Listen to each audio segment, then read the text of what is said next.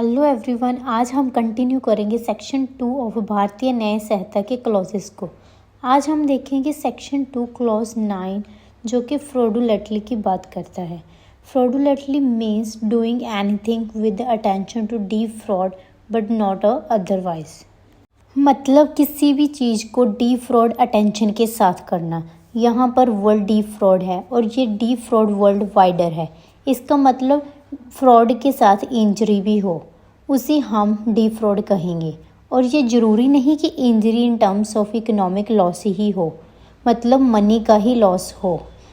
इस पर एक सुप्रीम कोर्ट की जजमेंट भी है, doctor Vimla versus Delhi administration AIR 1963।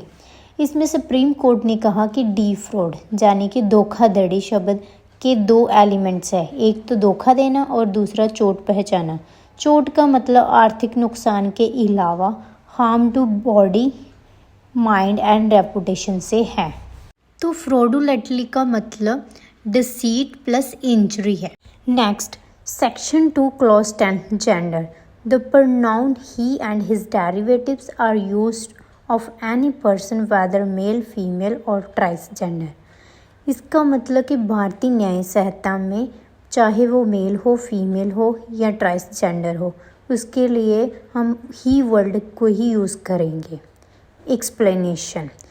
Transgender shall have the meaning assigned to it in clause K of section 2 of the Transgender Persons Protection of Rights Act 2019। Explanation कहती है कि transgender का मीनिंग ट्रांसजेंडर पर्सन्स एक्ट 2019 के section 2 के clause K में दिया गया है। Next section 2 clause 11 good faith. Nothing is said to be done or believed in good faith which is done or believed without due care and attention। Simple way में कहें तो बिना due care और attention के की गई चीज़ को हम गुड फेथ नहीं मानेंगे। ये एक नेगेटिव डेफिनेशन है। अब हम ये जान लेते हैं कि गुड फेथ का डिफेंस कौन कौन ले सकता है। ऐसे तो हर कोई कहेगा कि मैंने काम गुड फेथ में किया है। एक एग्ज़ाम्पल से समझते हैं। जैसे एक डॉक्टर एक पेशेंट का ऑपरेशन करता है और ऑपरेशन के टाइम डॉक्टर से कॉटन या सीजर बॉडी में ही रह जाती है, तो क्या डॉक्टर ये डिफेंस ले सकता है कि उसने गुड फेथ में ऑपरेशन किया है?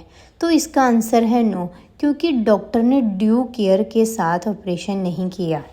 गुड फेथ की डेफिनेशन एक तो भारतीय न्याय संहिता में दी गई हुई है और एक जनरल क्लॉजेस एक्ट 1977 में दी गई है।